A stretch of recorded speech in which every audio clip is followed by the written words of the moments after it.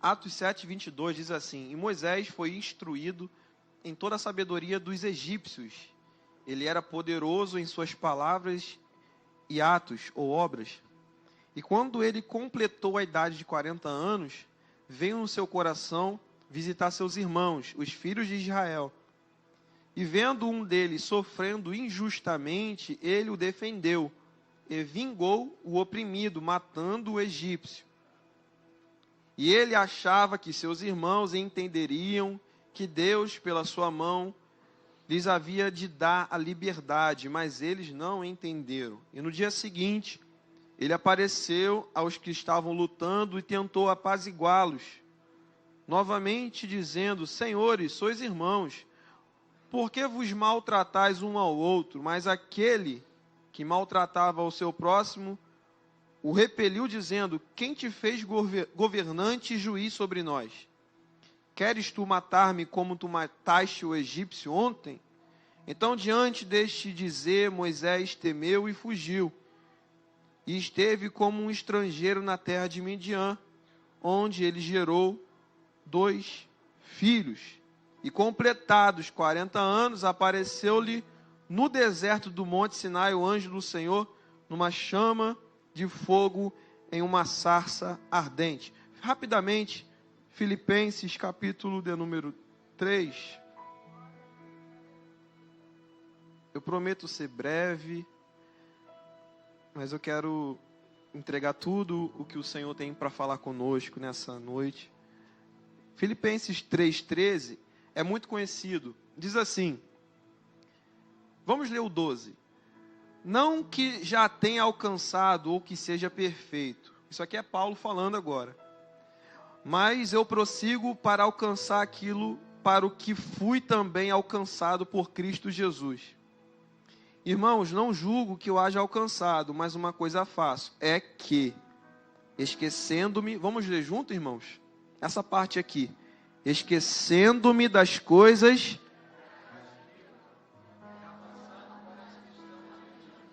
prossigo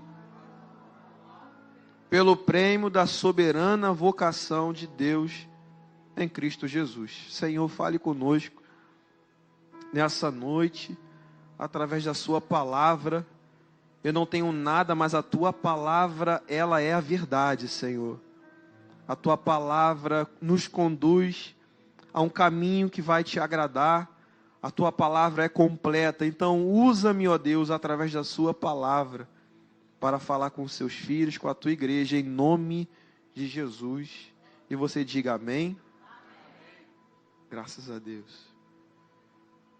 Irmãos, como eu bem disse aqui, a gente leu esse relato de Estevão lá em Atos. Mas, na verdade, essa história vai estar totalmente completa lá no livro do Êxodo, se você quiser deixar aberto aí.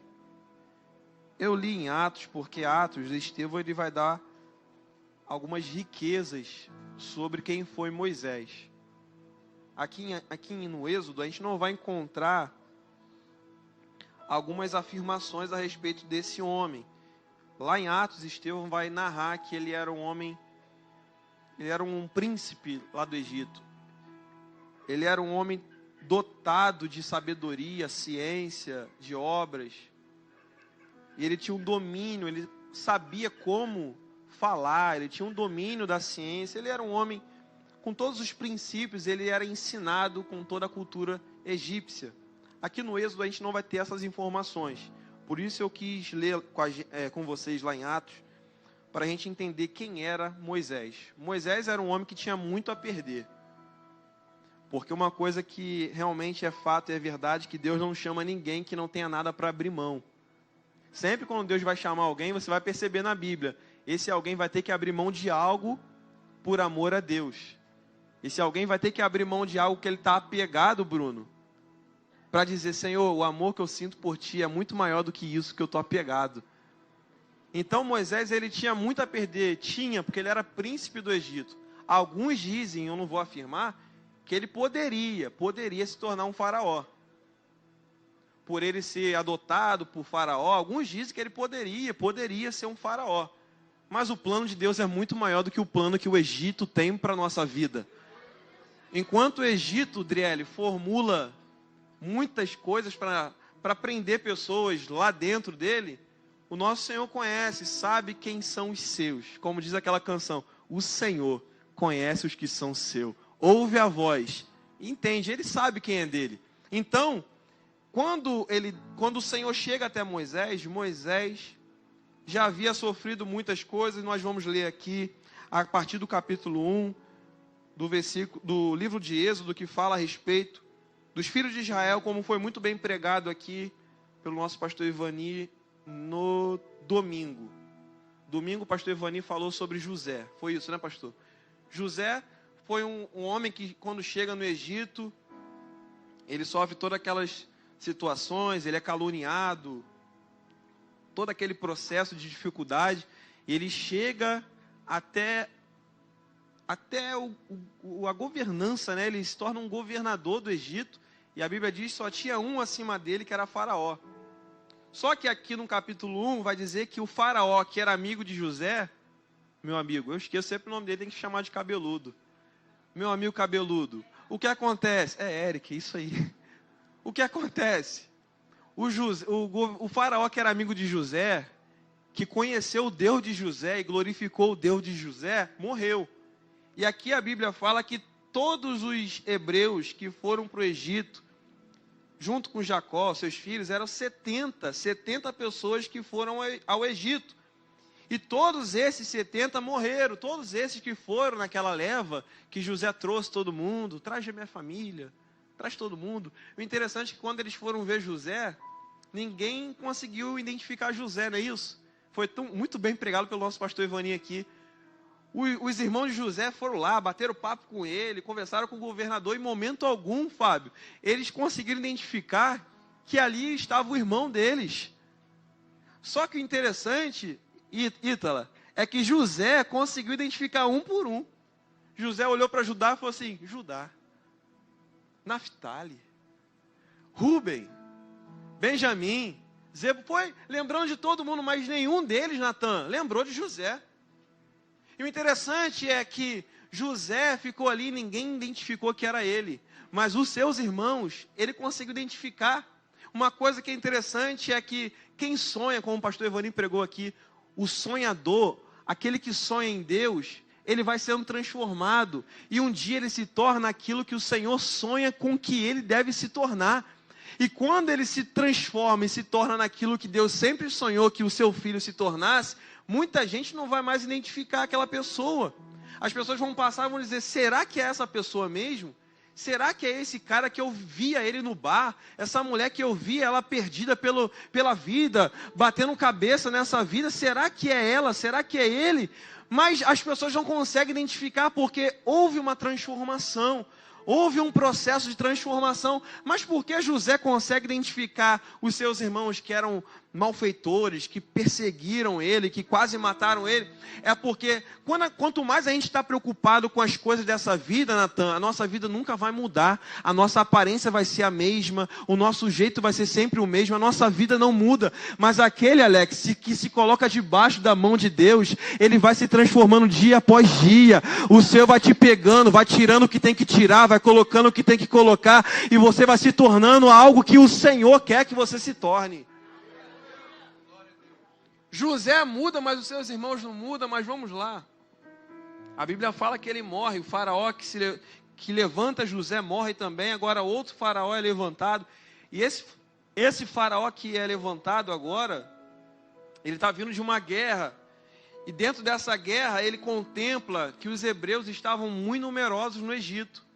A Bíblia dá uma referência que os hebreus estavam em uma quantidade muito superior aos próprios egípcios daquele lugar.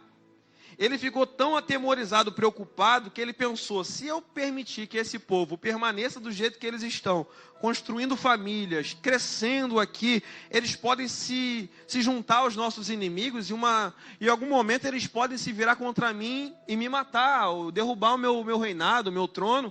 Então o que eu vou fazer? Vou colocar uma carga, vou colocar eles como escravos, vou mudar o cenário. Eles estão vivendo bem, estão levando uma vida boa, Mas eu vou mudar. A primeira estratégia que eu coloco aqui, que não foi apenas Faraó, mas foi o próprio Satanás, colocando no coração daquele rei do Egito. Ele falou, vou colocar uma carga pesada, vou prensar eles, eu vou colocar dificuldade, vou colocar mais trabalho. Eles trabalham 8 horas, eu estava estudando, eles trabalhavam aproximadamente 8 horas por dia, para montar todo o cenário, tudo aquilo que o Egito queria que eles montassem. E ele botou o horário duplicado, eles começaram a trabalhar agora 16 horas.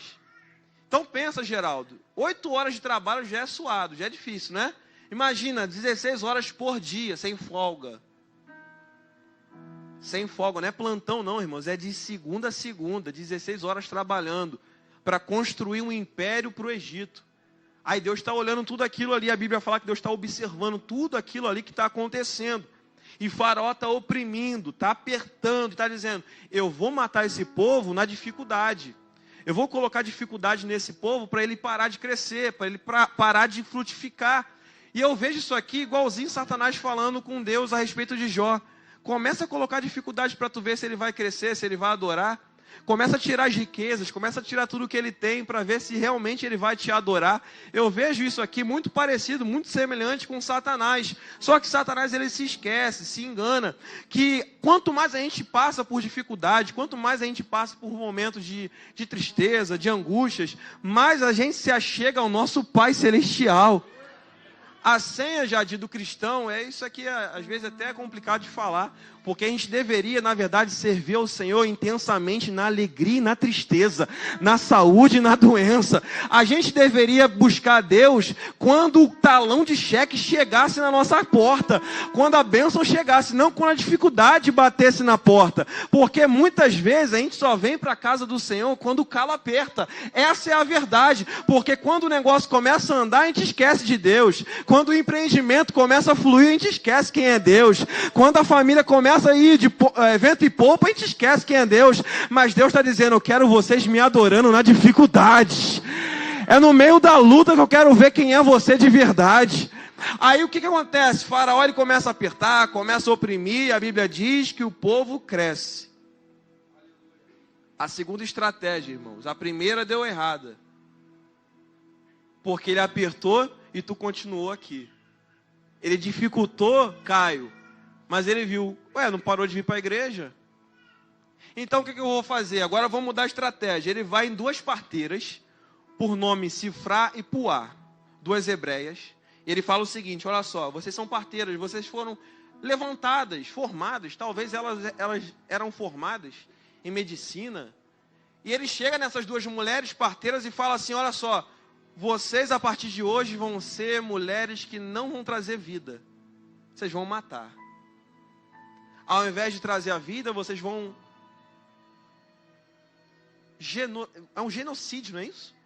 Vocês vão trazer um genocídio nesse país. O genocídio precisa crescer, porque esse povo está crescendo, Daniel. Então aumenta o genocídio, mata todos os meninos que nascerem das hebreias. Alex, eu imagino o cenário. Todo menino que nascer, saco preto, sem enterro, sem velório, mata, esconde e acabou a história. Só que a Bíblia fala que Sifrá e Puá eram mulheres hebreias. E a Bíblia diz que elas no seu coração falaram, melhor temer a Deus. Melhor obedecer ao Senhor do que obedecer à voz desse homem aí que não tem nada com Deus. Sabe o que acontece? Eu até anotei isso aqui porque o Senhor ministrou no meu coração. Existem bênçãos retidas no mundo espiritual que ainda não chegaram na nossa vida, simplesmente porque a gente ainda não aprendeu a dizer não e obedecer à voz do Senhor. Porque a Bíblia diz que quando elas têm essa atitude, Geraldo, em falar, não vamos matar. Mas espera aí, quem está mandando é o rei. É o rei do Egito que está mandando. Mata, a ordem é matar. O decreto que eu estou dando é como se fosse o presidente da república. O Lula falasse, agora vai ter morte. Vocês vão ter que matar todos os meninos. É como se fosse isso, para você entender.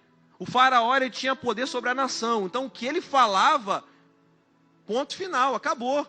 Só que essas mulheres falaram, nós vamos obedecer ao nosso Criador. Nós não vamos matar. Aí sabe o que acontece, Bruno? Com essa atitude, a Bíblia diz lá no capítulo 1, e Deus concedeu casas para essas mulheres. Ah, tu não pegou isso aqui não, irmão. Essas mulheres eram escravas do Egito. Talvez não tinha condição nenhuma, mas por elas obedecerem a voz do Senhor, a Bíblia diz que Deus abriu o céu e resolveu abençoar a vida financeira delas.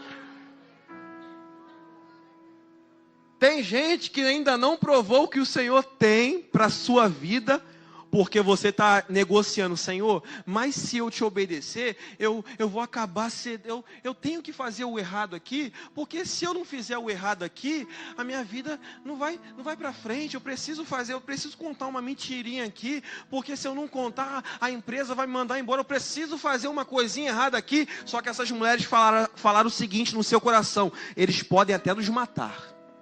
Eles podem até paralisar a nossa vida, mas nós vamos obedecer à voz do Senhor. E Deus concedeu casas para elas. E olha o que acontece. O cenário era esse: morte para os meninos. Morte para os meninos que nascessem. Capítulo 2 vai dizer que um homem da tribo de Levi tomou por esposa uma mulher da tribo de Levi. Irmãos, imagina a cabeça de todo casal naquela época, meu amigo. Miriam. Imagina a cabeça de todo o casal. Casou, se juntou. Agora vai coabitar, vai se conhecer. Imagina a preocupação. Você está grávida? Tô. Naquele tempo não tinha como testar positivo, mas hoje em dia a mulher consegue ver ali, né? Não, estou grávida. Saiu ali o teste ali. Tem um neném aqui em mim. Vai nascer um neném, vai nascer um filho. Mas naquele tempo era o quê? O sinal, a barriguinha crescendo. A mulher começando a ter alguns sintomas, algumas... Aí o que acontecia? Imagina a tensão dentro do lar. Meu Deus, mulher, tomara que não seja menino. Porque se for menino, a gente vai ter que perder. A parteira vai matar. Então, Mike, imagina a cabeça de Joquebede e Anrão. Se for menino, a gente vai perder. Só que quando o Senhor tem uma promessa, Ele zela pela promessa dEle. Tem uma música, um louvor que diz... que quem tem promessas não morre. Mas quando a gente está envolto da promessa e daquele que liberou a promessa, realmente a gente não morre. Mas Deus, Ele é fiel em cumprir com a sua palavra. O que Ele libera, Ele tem responsabilidade daquilo que Ele fala, com a sua promessa, com a sua palavra. Mas se a gente não obedecer a sua palavra, a gente não vai viver a promessa. Isso aconteceu com o povo dos hebreus. Os hebreus, muitos deles receberam a promessa. Vocês vão herdar a terra prometida. Mas muitos morreram no deserto porque não permaneceram na palavra. E a primeira coisa que eu quero liberar nessa noite para a sua vida é: permaneça naquilo que o Senhor já falou.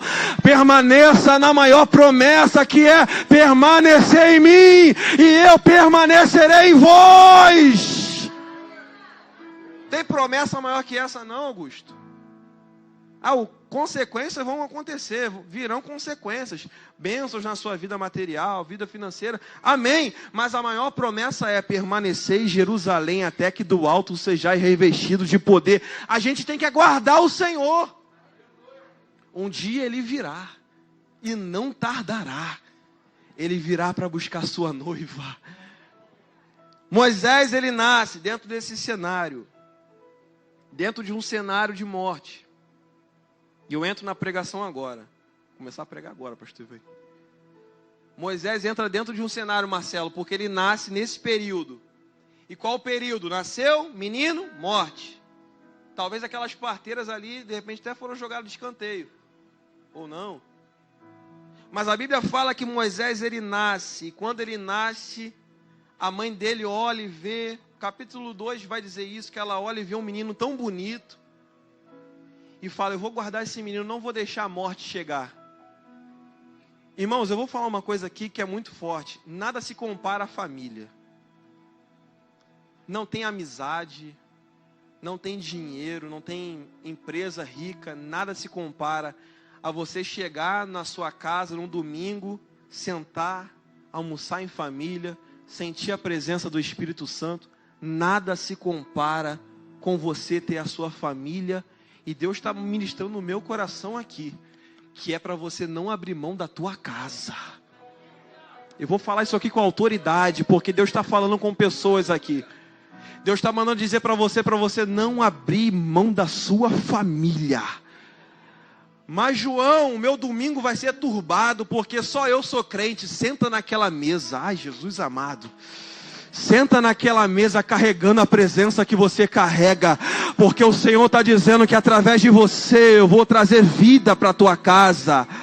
Não deixe o Moisés morrer pela mão do Egito. Seja você uma Joquebede que protege a tua casa. O que nós vemos nos nossos dias são pessoas que não estão lutando mais pela sua família, pelos seus Moisés. Mas Deus está dizendo, através desse Moisés que eu vou transformar. É através desse Moisés que eu vou fazer o sobrenatural. E Moisés nasce, todo o cenário de morte. Ela tenta escondê-lo, só que com 3 meses o bebê está gritando alto. O choro não é mais aquele choro. Eu lembro quando meu sobrinho nasceu, eu até falava com a minha irmã, Rayane, acho que esse garoto é mudo. Eu até falava direto, eu acho que o Rodriguinho é mudo. Porque quando ele chorava assim, ó.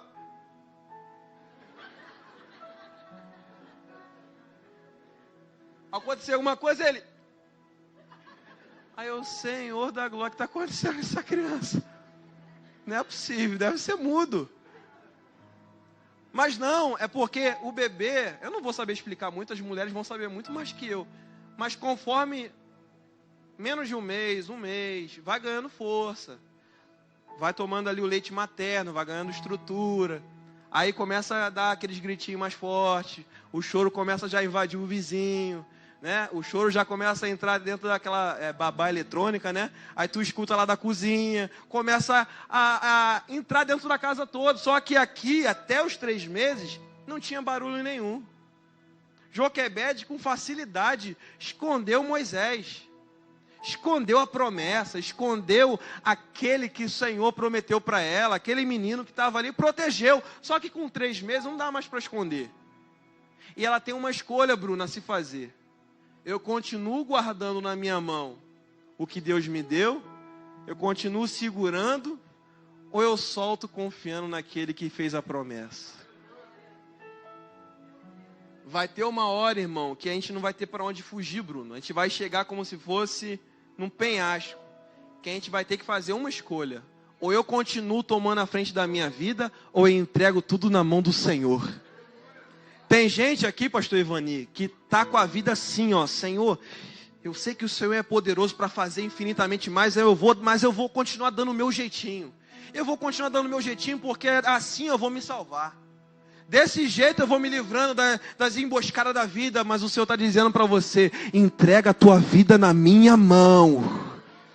Para de tentar dar jeitinho para a tua história.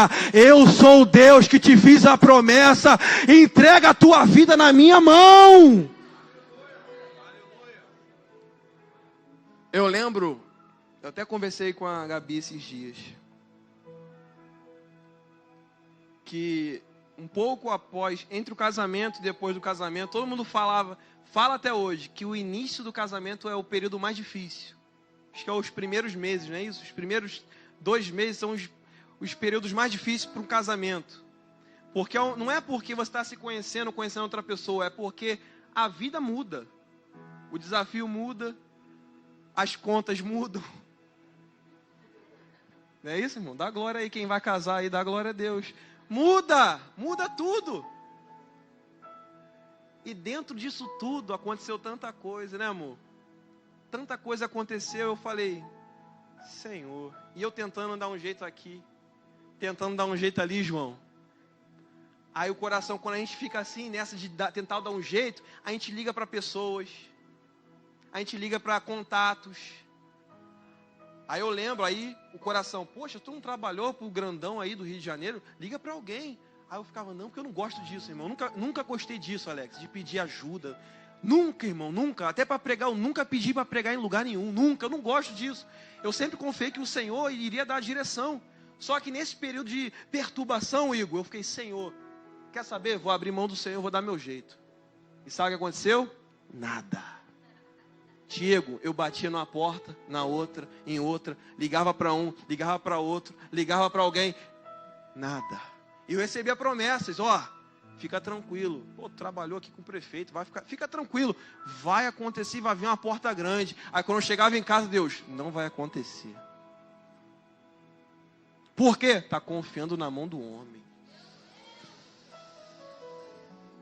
Está confiando naquele que não tem poder sobre a promessa que eu liberei.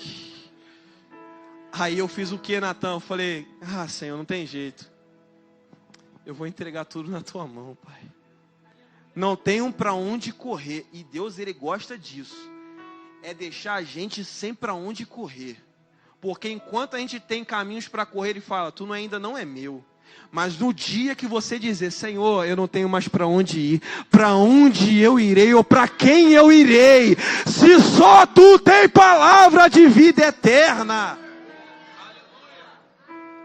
Enquanto a gente tem caminhos para percorrer, não, se eu for por aqui, eu vou acabar com a minha, eu vou fazer acontecer, eu vou me esbaldar, eu tenho caminhos que me levam para satisfação da minha carne, eu posso ir por aqui que eu vou ficar alegre, eu posso ir por ali que eu vou ficar feliz, mas Deus está dizendo, eu vou fechar todos os caminhos, porque você é meu, você é meu! Que isso? Deus fecha caminhos, irmãos. Quando ele tem responsabilidade naquilo que ele fala, Jadir, até porta de emprego ele fecha. Porta de emprego que se fechou, imagina você ser príncipe do Egito. Fechou a porta. Por um erro de Moisés. Mas Deus estava olhando e falando, eu vou entrar dentro desse problema. Porque tem problemas que a gente se enfia, Geraldo, e coloca a culpa em Deus. Tem erros que a gente comete e fala, Senhor, por que o Senhor não me livrou? Mas Ele vai dizer, mas eu mandei tu entrar? Eita, Jesus amado. Tem guerra que a gente entra e quando a gente vê um monte de soldado com espada do nosso lado querendo matar a gente, a nossa família, a gente vai dizer, Senhor, e agora? Ele vai dizer, agora? Por que tu não me chamou para guerra? Tem gente que usa a Bíblia para defender os seus erros. Tem gente que usa a Bíblia para dizer assim, quem começou a boa obra é fiel para cumprir. É só quem começou a boa obra. Tem gente colocando Deus no meio da obra. Ele não começou essa obra. Às vezes você está chamando Ele para o meio, mas Ele está dizendo, deixa eu começar a boa obra, porque eu serei fiel para terminá-la. É assim, meu amigo. Pega Deus e fala assim, Senhor, agora que está dando tudo errado, entra no meio da obra. Aí fala, quem começou a boa obra, irmão, quem começou foi você, fui eu. Eu e você que começamos, agora a gente quer tirar, Deus tira a gente daqui. E vou dizer, Ele é tão misericordioso, tão gracioso, que Ele entra no meio dessa guerra. Eu estou sentindo o amor de Deus aqui nessa noite. Ele está dizendo assim, filho, eu sei que você entrou por onde não devia, mas eu estou entrando aqui para te livrar desse mal. Basta você segurar na mão dele e sair desse caminho, meu Deus do céu. Joquebede, irmãos. Meu Deus do céu. Ela pega aquele filho que ela sabia, sentia. Porque a mãe sente quando o filho nasceu para vencer. Né, Geraldo? Nasceu para vencer, Lani. A mãe sabe do fundo da alma. Toda mãe sabe que o filho nasceu para vencer. Olha para aquele filho e deseja o melhor para aquele filho. Eu vejo o pastor Ivani sempre orando aqui sobre o Renan, sobre outras crianças. E ele fala que o Renan seja melhor do que eu. Que o Renan seja um homem muito melhor do que eu, um pastor melhor do que eu. E esse é o sentimento de um pai e de uma mãe, é sempre desejar, assim como ele deseja para o Renan, ele deseja para todos os filhos espirituais, que vocês sejam melhores do que eu. Todo pai, toda mãe deseja isso, Natan. Líder dos jovens, que os jovens sejam melhores do que eu. Esse é o sentimento, que vocês cresçam, evoluem. E quando a morte está batendo na porta, eu vou acabar com o teu filho, eu vou acabar com a tua vida. Isso é pior quando se trata do Egito, porque eu acredito que nenhuma mulher, nenhum pai, nenhuma mulher, nenhum pai, nenhuma mãe, cria o seu filho para ver ele ser morto ou perdido no Egito. Imagina você criar o seu filho e ouvir o Egito gritar, eu vou matar o teu filho vai morrer aqui. E quando eu falo do Egito, eu estou falando dessa vida, do mundo. E Joquebede, ela tem uma sabedoria, ela tem um entendimento. E a estratégia que ela toma é a seguinte: eu vou pegar ele. Já não dá para eu segurar na minha mão. Já não dá para eu ficar correndo e tentando resolver, dando um jeitinho, Jamerson. Não dá mais. O que eu faço agora? Coloco na mão de Deus. Pega ele. Bota dentro de um cesto. E quando ela coloca ele dentro de um cesto, a Bíblia fala que ela vem com um betume e ela vai calafetar. O que é calafetar? Calafetar no hebraico é cofé. As meninas vão saber o que é cofé. Cofé vem de uma planta por nome rena. Mulheres, sabe o que é rena? Que fazem sobrancelha, ou algum profissional de tatuagem que faz tatuagem de rena. É dessa planta que vem, a planta rena. Cofé é calafetar, é como se fosse um piche. Faz tipo uma micropigmentação, é como se fosse isso aí, mas é rena. A rena, ela serve para betumar. E esse betume não é um asfalto, é tipo um asfalto, mas não é um asfalto.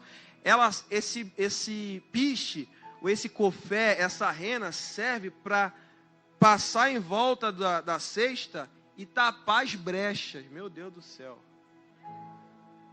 Porque ela entende que está na mão de Deus, mas ela sabe que se ela não tapar as brechas, aquilo que Deus deu pode morrer a qualquer momento. Então ela entende, se eu não tapar as brechas, eu sei que o rio Nilo pode afundar o meu menino. E o Egito está gritando, pega os meninos e começa a jogar no rio Nilo. Então imagina o rio Nilo. Todas as mães temiam aquele lugar. As pessoas do Egito tinham medo do Nilo. E posso dizer uma coisa, irmãos, o Nilo ainda existe e está presente até hoje, Stanley. Sabe o que é um rio Nilo? O rio Nilo pode ser o nosso celular. Que quando a gente sai num culto como esse, o rio Nilo está gritando, vou te afundar. O rio Nilo pode ser no teu trabalho, aqueles amigos conversando, e aquele rio Nilo pode ser os seus amigos dizendo, uma hora tu vai tombar, uma hora tu vai cair, uma hora o casamento vai acabar, uma hora a família vai afundar. Mas Joquebede entende, eu sei que o rio Nilo está doidinho para afundar a promessa de Deus. Então o que eu vou fazer com aquilo que Deus me deu? Eu vou betumar por dentro e por fora. Eu entendo aqui que Joquebede está tendo uma estratégia. E qual a estratégia que ela está tendo? Eu sei que o rio Nilo está aí para matar. E eu vou dizer uma coisa, se a gente não vigiar, o rio Nilo mata até quando a gente desce desse altar. Mata até quando a gente sai de um culto abençoado. O que tem de gente saindo de culto abençoado e se afogando no rio Nilo, mas o Senhor está liberando uma palavra, uma senha para a gente nessa noite. Existe um betume espiritual para tapar qualquer brecha que faz a gente afundar. E esse betume está aqui. Esse betume se chama Jesus Cristo. Esse betume é Jesus Cristo. Isso é coisa de pregador, é coisa da tua cabeça. Como que o betume é Jesus? Calafetar tem uma raiz no hebraico também, cofé, e tem outra raiz, que dentro do cofé tem outra palavrinha no hebraico que eu não vou lembrar agora. Misericórdia, é muita coisa para gravar. Eu não sou bom com esse negócio de gravar não. Mas puxando outra raiz, Miqueias, significa cobrir, fazer expiação pelo pecado. Irmão, olha só, fazer expiação pelo pecado, cobrir, remover, trocar um pecado e colocar um salvador. Meu Deus do céu. Tirar o pecador, tirar o culpado e colocar um sem culpa para remover o pecado e cobrir essa pessoa.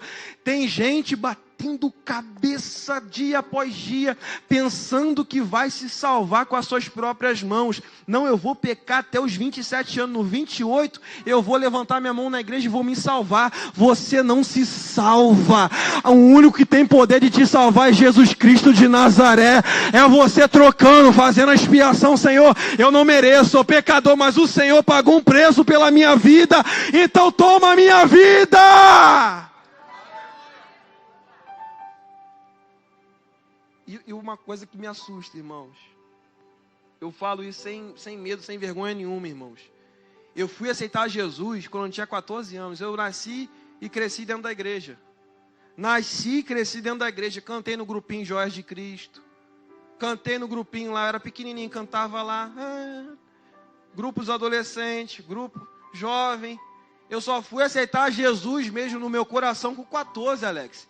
E tem gente que está assim na igreja. Não, se Jesus voltar hoje. Não. Pô, não é possível que ele não vai me salvar. Nunca matei ninguém. Não. Pô, nunca fiz emboscada para ninguém. Nunca fiz nada de errado. Salvação não tem nada a ver com isso. Se tu não se entregar para Jesus, irmão, de verdadeiramente o teu coração, Senhor, olha aqui para dentro de mim, eu não mereço nada, eu não tenho nada para te oferecer, eu sou um pecador, sou miserável, igual Paulo fala, miserável homem que sou, quem me livrará do corpo dessa morte? Mas Paulo teve encontro com Jesus de Nazaré, que transformou a vida dele, e ele está aqui dizendo, eu quero transformar a tua vida, você pode falar com alguém aqui, Jesus pode transformar a tua vida, fala para alguém. Oh, Jesus. Isso, fala mesmo, fala com autoridade. Estou vendo gente apontar, é para apontar mesmo. Fala, Jesus tem poder para te transformar. E eu vejo gente assim, ó, que tá, Jesus, eu sou assim. Eu tenho orgulho de ser assim. Eu tenho orgulho de ser quem eu sou. É igual o pastor Vano uma vez falou aqui. Eu tenho orgulho da minha humildade. Eu tenho orgulho do meu cristianismo. Eu tenho orgulho de ser um crente que estou de segunda a segunda na igreja. Aí Jesus fala, mas e aí? O teu coração um dia já foi meu? Porque às vezes tem muita gente envolvida com a obra do Criador, mas não com o Criador da obra. Se você, foi pregado isso aqui várias vezes aqui no nosso altar, se você está mais envolvido com a religião, com a placa da igreja, do que com o próprio dono da igreja, irmão, entrega a carteira, fala, Senhor, eu preciso se converter, eu preciso me entregar, eu preciso aceitar Jesus, depois eu volto a trabalhar, depois eu volto a cumprir a agenda, porque Jesus está interessado em te salvar, e não quantas coisas você faz para Ele aqui na igreja! Ele quer te salvar. Ah, mas como assim? Irmão, é perigoso porque a Bíblia fala, não lembro se é em Mateus, capítulo 7, que muitos naquele dia vão me dizer, Senhor, Senhor. Esse Senhor, Senhor aqui no grego, no original, é a pessoa colocar o outro na parede e falar assim, eu tenho méritos. Quando alguém fala Senhor, Senhor, é firmeza. Eu tenho que entrar aí. Aqui que a Bíblia fala, e eu os falarei abertamente, nunca vos conheci. Apartai-vos de mim. Que isso, irmão? A Bíblia aqui não está falando de um cara que vinha para a igreja, balançava um braço para o outro, não. A Bíblia está falando de gente que expulsava demônio no nome dele. Pregava no nome dele. Fazia sinais no nome dele. Então está falando de pessoas que fazem coisas grandes. Pensam que vão entrar lá por causa disso. Mas isso aí a gente fica, meu Deus, como assim? Deus está falando, se envolva comigo, porque eu quero você inteiro para mim. E se o seu envolvimento comigo for necessário você abrir mão do teu cargo ministerial, abra para você entrar no reino dos céus. Abra. Que isso, João? Mas como assim? Abra, porque Jesus ele quer salvar. Ele não quer as obras da tua mão. Depois vai ser consequência. Você seja salvo, depois você trabalha para Ele. Porque tem gente que fala assim, como eu faço para entrar na igreja? Ah, faz isso aqui, ó, faz isso aqui, isso aqui, isso aqui. Mas não pergunta, como eu faço para ser salvo? Como eu faço para tocar nessa banda? Como eu faço para subir nesse altar? Não, não é subir no altar, não é tocar no grupo, não é entrar no departamento. Não, é para você se salvar primeiro. Entrar pela porta estreita primeiro. Entra no caminho estreito, que depois as coisas vão acontecendo na tua vida. É preciso falar isso porque eu tive que tomar vergonha na minha cara com 14 anos, dentro da igreja há maior tempão. E lá cantando, aí teve um dia que o pregador chegou de longe, lá de Xerém, e ele veio arrebentando com a igreja. E ele falou justamente isso, se você não entregar a sua vida, o teu tempo de igreja não vai te salvar. E E eu cantava no departamento e ele nem fez o apelo, Felipe. Quando ele falou isso, o teu tempo de igreja não vai te salvar se você não se converter e entregar a tua vida. Eu fui o primeiro a correr, eu estava na galeria. Eu desci a galeria correndo, chorando, joguei no altar. O Jorge falava assim, ué, João Lucas já não é salvo? Eu falei, não, hoje de fato eu fui encontrado por ele. Hoje eu entreguei a minha vida para ele. E tem pessoas aqui que no momento do convite da graça fica assim, ó. Será que não vai ninguém não? Mas ele nunca fez isso. Pastor André fica assim, ó. Aí, tu tem que ir lá, hein? Mas na verdade ele que deveria ir.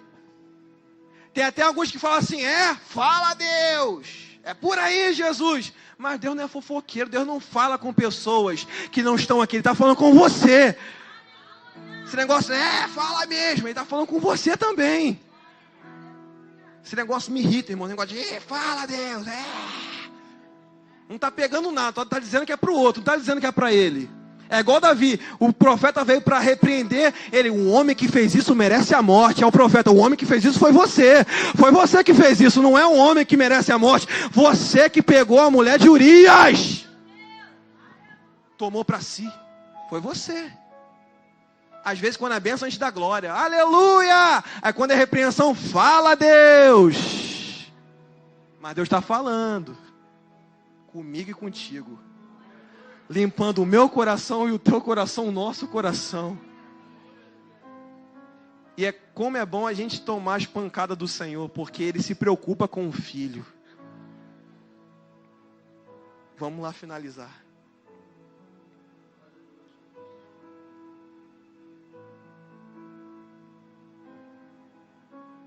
Meu Deus. Você pode virar para alguém nessa noite, com muito amor, com muito zelo do que você vai falar. E falar assim, esse betume não é para te matar, mas é para te livrar. João Freitas, tem muita gente que fala assim, mas se eu entregar minha vida para Jesus hoje, poxa, eu tô com uma galera marcada para quinta-feira para entornar. Eu estou marcado por uma galera da minha faculdade sexta-feira. Se eu entregar hoje, vou ter que quebrar sexta-feira.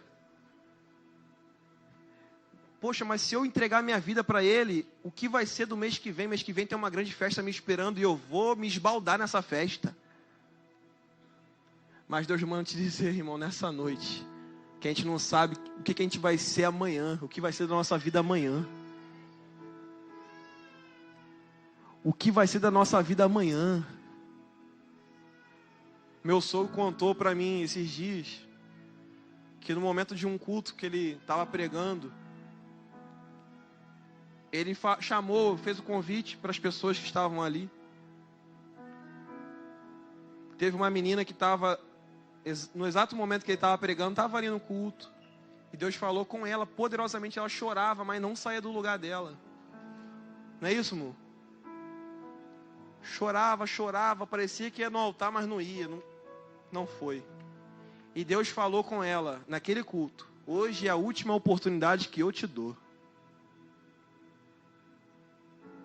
Acabou o culto, passou não sei quantos dias, não é isso? Foi o quê? Foi na mesma semana? Na mesma semana saiu no jornal, jovem, linda, bonita, encontrada morta. A mesma menina que estava na igreja do meu sogro, que Deus falou para ela, é a tua última oportunidade. Isso aqui não é para colocar medo em ninguém não, tá, irmãos? Porque longe da gente fazer isso. Isso aqui é o que a palavra diz, que a gente é como um vapor, que hoje é, amanhã não é. Hoje a gente canta, amanhã, eu posso estar pregando aqui hoje, amanhã não posso estar aqui mais, irmão. Aquele menino que cantava, o Pedro Henrique, estava cantando, morreu no altar cantando. O que é a gente? O que é a nossa vida? A gente é passageiro. Se você puder decidir na tua vida, mudar a tua história, muda a tua história agora. Não deixa para amanhã o que você pode fazer hoje. Joquebede entendeu, eu não vou deixar passar, eu vou guardar esse menino, eu vou betumar. Eu vou tapar as brechas, eu vou selar ele. Porque o selo é o sangue do Cordeiro. O nosso selo é o sangue do Cordeiro. E o que acontece, irmãos? Ela pede para Miriam colocar ele no cantinho do ribeiro e fala assim: fica olhando teu irmão de longe.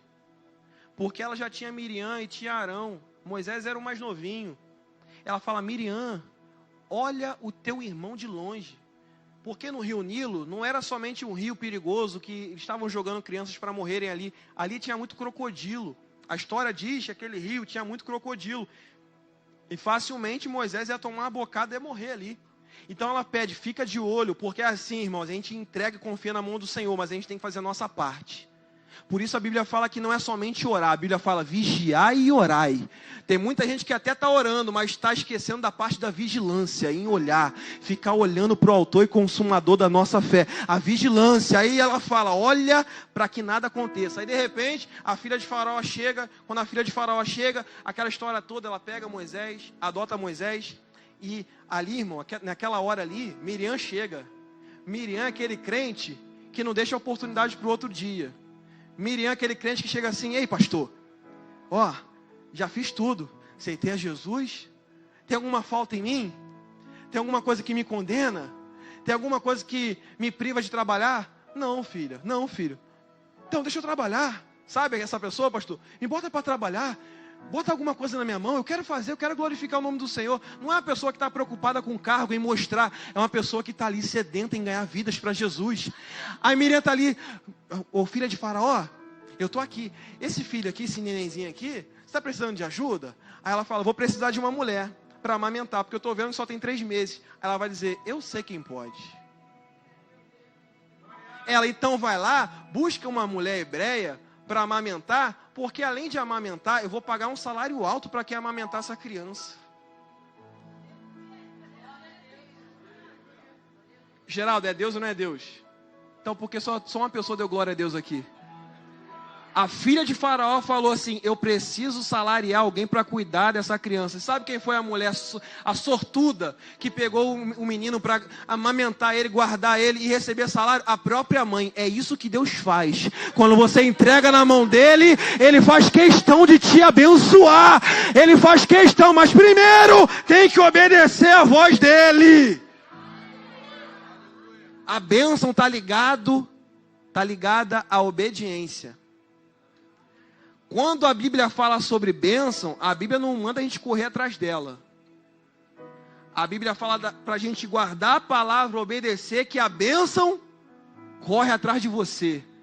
Então não é você que vai ficar batendo cabeça buscando bênção, é a bênção que vai bater cabeça para te achar. Quando você obedece a palavra.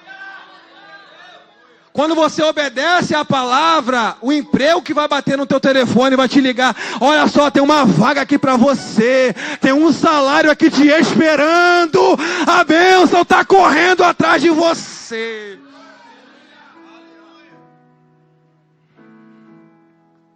Quando a gente obedece à voz dele.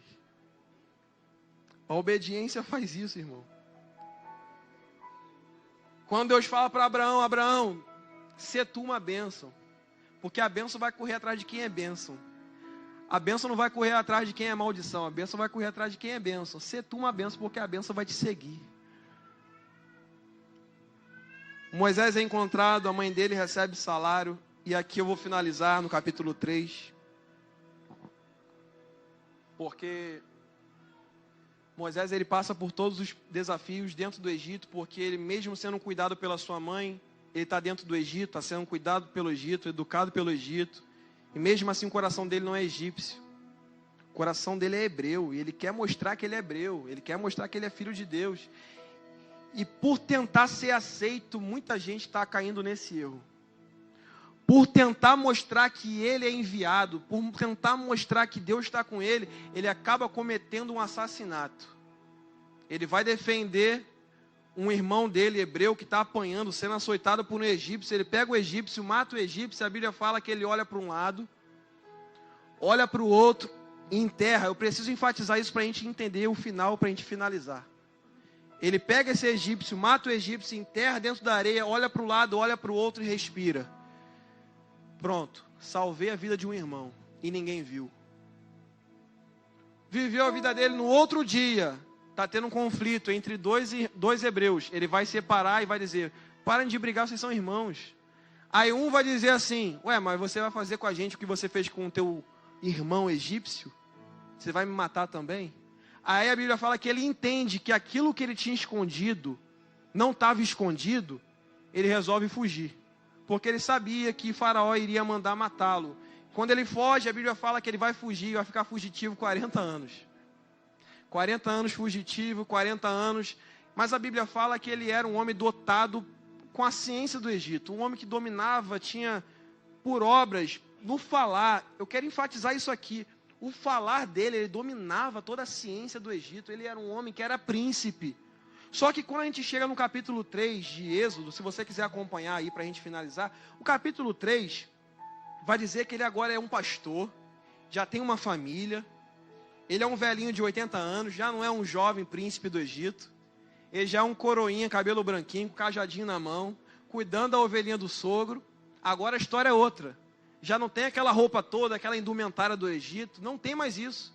Não é aquele cara que quando chega, meu Deus, chegou o cara.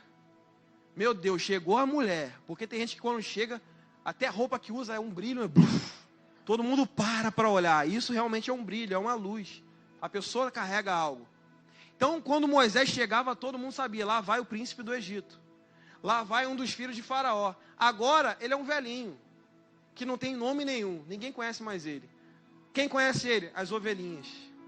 As ovelhinhas estão ali com ele. Ele cuidando de ovelhinha, virou um homem simples. De um grande homem com muitas riquezas, agora é um homem simples, cuidando do rebanho que o sogro dele deixou com ele. E de repente a Bíblia fala que a sarça vai pegar fogo, a gente sabe essa passagem. Deus vai se apresentar para ele no meio de uma sarça pegando fogo. E a primeira coisa que Deus vai falar com ele é: Moisés, eu me revelo na simplicidade. A sarça é uma planta muito frágil. Quando ela pega fogo no deserto, é algo normal. Porque a planta é muito seca. E sequidão no deserto é fácil de pegar fogo. E quando Deus se apresenta para Moisés, pegando fogo, e a sarça não se consome, Deus estava dizendo a primeira coisa para Moisés: Moisés, eu sou um Deus que entra no meio da simplicidade. Eu sou um Deus que age no meio daquilo que é simples, que ninguém dá nada. Por isso, a gente tem que enfatizar uma coisa aqui. A gente não precisa, o pastor Vando que falou isso, o pastor Evani também falou isso uma vez. A gente não precisa enfeitar o pavão para a presença dele se manifestar. Deus ainda se apresenta na simplicidade. Deus ainda se apresenta com o hino da harpa. Deus ainda se apresenta com a pregação: o Senhor é meu pastor e nada me faltará. Deus ainda se apresenta na simplicidade. Não adianta, não precisa enfeitar o pavão. Prega a palavra, fala dele. Seja simples, não precisa ter um canudo de teologia. Eu quero ter, não é pecado, não é errado. Não é errado não, eu quero um dia me formar, é bom para ter conhecimento. Mas Deus não precisa desses rótulos, Bruno. Sabe? Não, quem está vindo aí? Fulano de tal. Ah, fulano de tal. Meu Deus, não, Deus ainda está procurando os simples. Ai. Deus ainda está olhando do céu, procurando alguém que adore Ele em espírito e em verdade. Quem é verdadeiro, quem é simples. Porque tem muita gente que está gabaritado, tem canudo demais. Mas quando Deus vai procurar, Ele fala: o teu coração já está cheio de outras coisas. Eu quero olhar aqueles que estão com o coração com espaço. Senhor, habita em mim, usa a minha vida. Eu sou como um farol que brilha à noite. Eu sou como uma ponte que está sobre o rio. Senhor, me usa. Deus vai pegar os simples. Primeira coisa que Deus vai enfatizar com Moisés é: eu sou um Deus de coisas simples, no meio da sarça. Deus vai se revelar a ele vai, não vou ficar preso a isso, ele vai tentar se achegar. Deus manda ele tirar a sandália dos pés, porque o lugar era santo. Aí Deus vai falar para ele: olha só, eu te escolhi para você ser juiz, para você ser líder. O que o cara falou lá atrás para ele está se cumprindo agora. Porque tem coisa que pessoas ímpias liberam, pessoas que não tem nada a ver com a promessa, nada a ver com Deus, que liberam palavras que mal eles sabem, que estão liberando palavras de profecia. O homem lá atrás falou assim: você está achando que vai ser juiz e libertador da gente? E agora Deus chega para ele e fala assim: eu tô te constituindo juiz e libertador. Meu Deus do céu. Sabe? Quando você se converte, eu já vi muitas pessoas falarem isso. Você se converteu, entrou na tua família, alguém falou assim: agora lá vai o pastor. Lá vai a mulher de Deus, o homem de Deus. Lá vai o profeta. Mal eles sabem, meu Deus do céu. Mal eles sabem que aquilo que eles estão liberando vai se cumprir no mundo espiritual. Deus vai fazer acontecer. Eu estou te levantando para você ser o libertador. Aí Moisés vai falar uma coisinha que é poderosa. Capítulo 3, versículo 11, ele vai dizer: quem sou eu? O que ele vai dizer? Quem? Marcelo, é a hora exata que Deus gosta de chegar na vida de alguém, Stanley. Sabe por quê? Porque agora ele não tem mais o gabarito do Egito. Porque se Deus chega quando ele tem 40 anos, Caio, ele ia dizer: Senhor, tudo bem, sou príncipe, tenho um contato com o faraó, posso levar tua palavra rapidamente para ele? Resolva esse problema para o Senhor rápido. Mas quando Deus chega, Xande, já não é o mesmo cara que tem contato com o faraó. Já não é o cara grandão do Egito.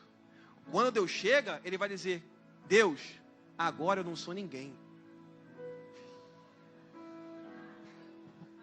Se o Senhor tivesse chegado 40 anos antes, eu seria alguém. Mas agora, quem sou eu para ir até Faraó? Irmãos, eu imagino Deus saltitando, falando: é isso que eu queria ouvir da tua boca. Porque quando a gente é muito alguma coisa, Deus acaba não revelando nada pra gente. Mas quando a gente fala: Senhor, eu não sou nada, eu não sou ninguém, é aí que Deus gosta de chegar, Bruno, e mostrar que Ele é grande, que o poder dEle se apresenta. Meu Deus. Quando alguém chega e fala assim: Senhor, usa a minha vida porque eu tenho algo para fazer. Aí Deus fala: tu não tenha nada. Mas quando chega alguém, não sabe nem falar direito, não sabe nem se expressar direito. Às vezes vai falar uma coisa, vai conjugar o verbo errado, mas quando abrir a boca, Jesus amado, o Pai, o Filho e o Espírito Santo vai estar no céu dizendo: estamos confirmando com esse servo. Pode falar, porque a gente vai confirmar de baixo. Pode falar que vai acontecer. Por quê? Porque tem muita gente se achando muito. Mas Deus está dizendo: eu quero aqueles que dizem: quem sou eu?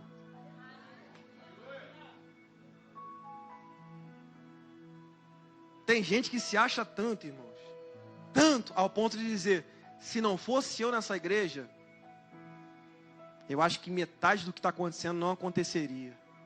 Não estou falando aqui, não generalize. Existem muitas pessoas que no seu coração pensam assim: pô, se fosse eu, se fosse eu. É por isso que Deus não te escolhe, por isso que Deus não levanta esses.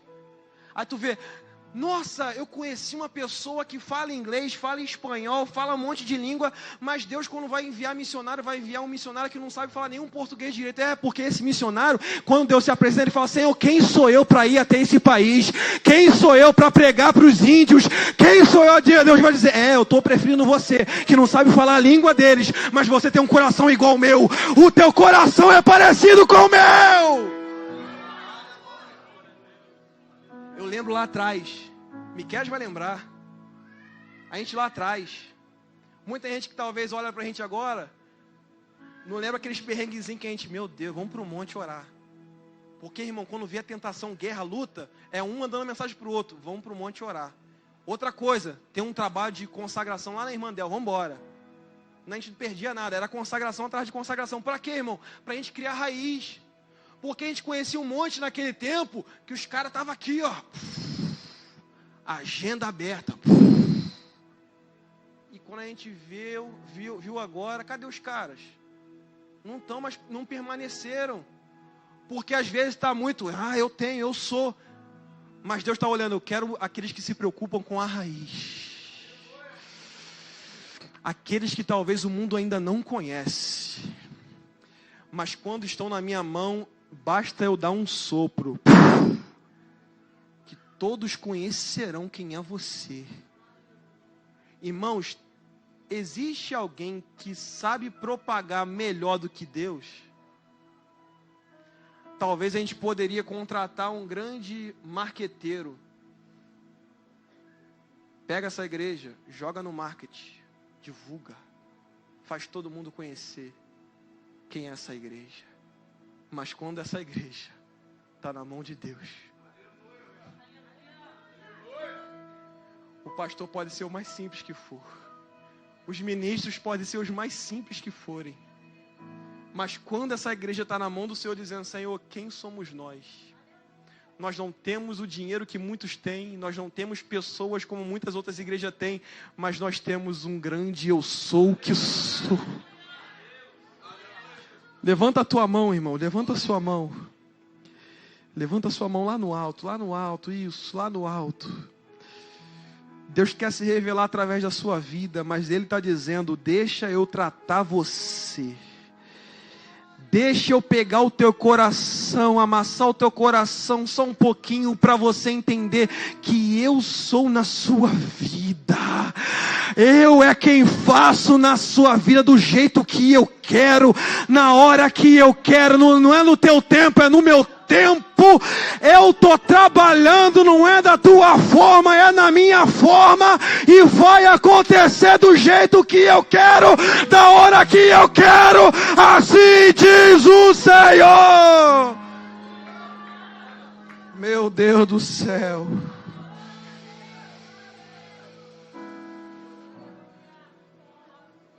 Esses dias veio um amigo, falei até com o Miqués, falou comigo assim: João, porque lá atrás, eu ainda sou jovem, mas os jovens, irmãos, precisam de pessoas sábias, pastores sábios, para dar uma travada de vez em quando. É bom, irmão, porque o jovem é desenfreado às vezes.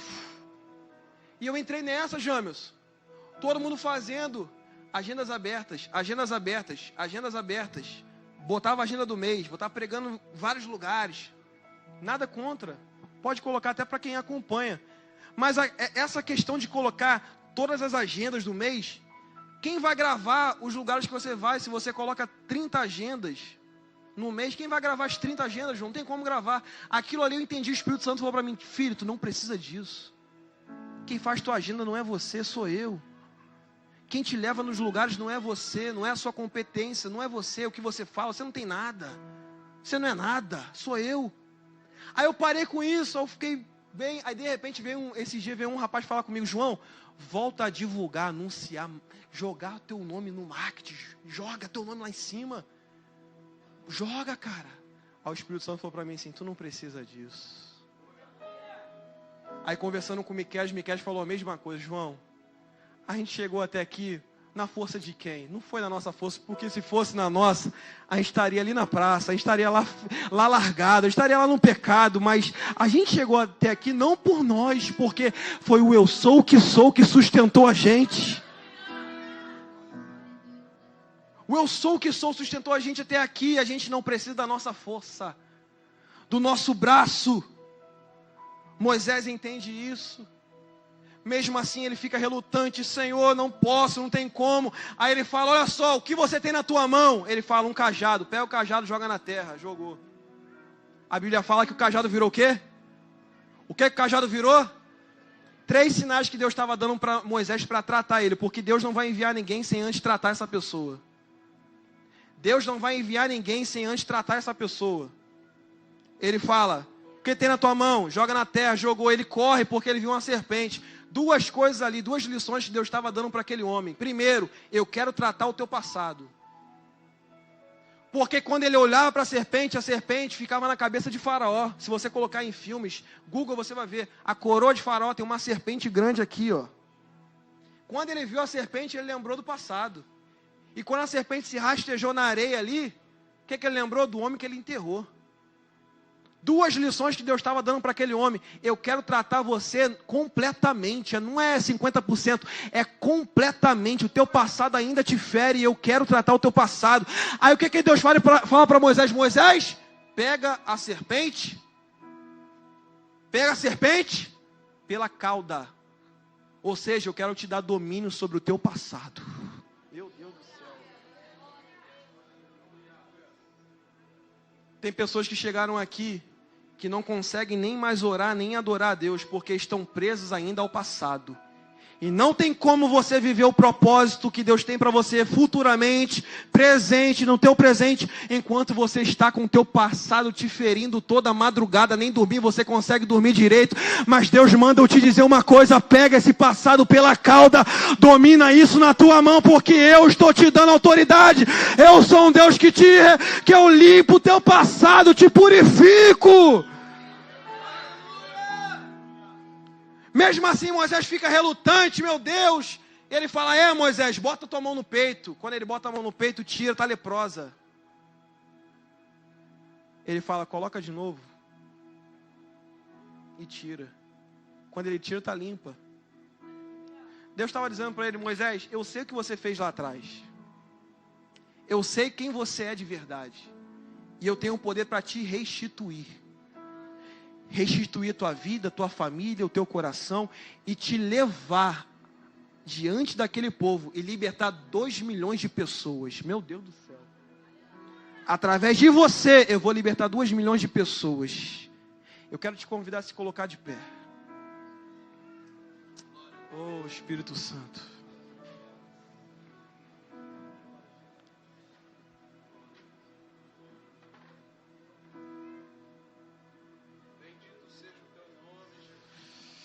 Oh, Jesus. Sabe, meu amigo, quando a gente deixa o nosso passado dizer mais alto do que aquilo que o Senhor tem para a nossa vida, a gente fica preso, não consegue avançar. O passado é tão complicado que nós lemos aqui, Filipenses 3,13, Paulo, a gente não sabe qual era o espinho na carne dele. Tem um filme aí que fala que o espinho na carne dele era o passado dele, que ele matava cristão, né? Talvez possa ser isso, mas Paulo ele vai dar uma resposta para a igreja. Não que eu tenha ainda alcançado, e nem que eu seja perfeito, mas se tem uma coisa que eu posso fazer e faço, é isso. Eu esqueço do que ficou para trás. Prossigo para o alvo pelo prêmio da soberana vocação em Deus. Deus está escancarando hoje, nessa noite, para dizer para alguém aqui, para alguns aqui: enquanto você estiver preso ao teu passado, você não vai viver nada do que eu tenho para a tua vida. O teu passado está te prendendo de você viver coisas maravilhosas em mim. E outra coisa, o Deus que a gente prega aqui nesse lugar, não é o Deus que pega o teu pecado, o teu passado e joga na tua cara. Ele fala: troca isso, pega esse fardo e troca pelo meu, que o meu fardo é leve. E como que eu faço isso, João? É você se rendendo a Ele. Se tem uma coisa que nenhum de nós aqui tem, é esse amor, Mário. A gente pode até amar, mas do jeito dele não tem como. Porque, irmão, se a gente parar para pensar o tanto de coisa que a gente já fez, e mesmo assim ele fala: volta para mim. Volta para mim. Volta para mim, porque em mim você tem a verdadeira felicidade, a verdadeira paz. Eu quero fazer o convite da graça aqui nesse momento.